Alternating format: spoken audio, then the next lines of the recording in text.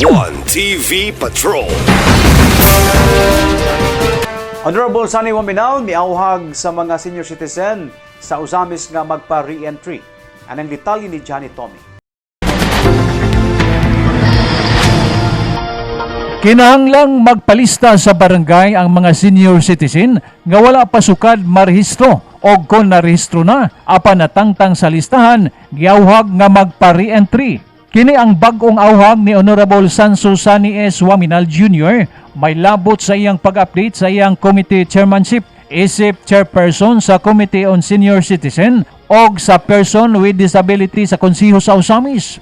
Pinagi sa iyang gidosong resolusyon, giawhag nini ang tanang senior citizen sa Usamis, pensyonado man sa SSS o GSIS o dili.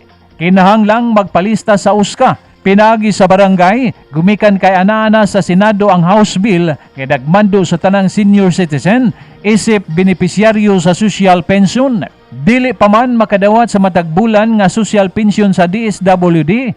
Apan kiniusab nga listahan ang basihan kung adunay lokal nga mga relief assistance.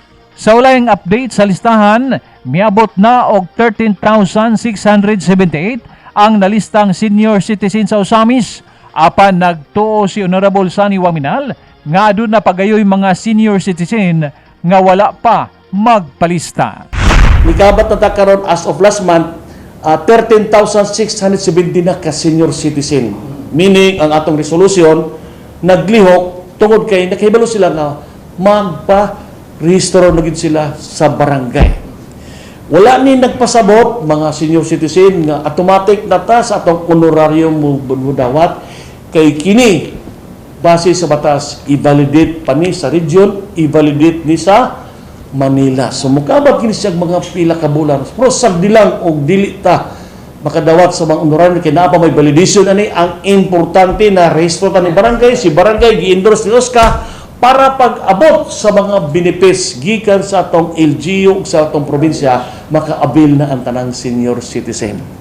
Kay lagi na ibag urbang system karon nga ang ato ang probinsya o ang atong city kato lamang na rehistro sa OSCA nga mga senior.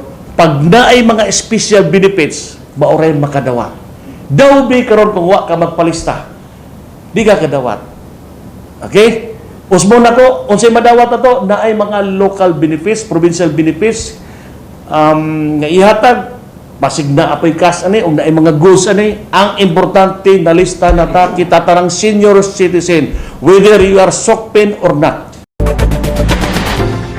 Alang sa One TV Patrol, Johnny Tommy, reporting. One TV Patrol.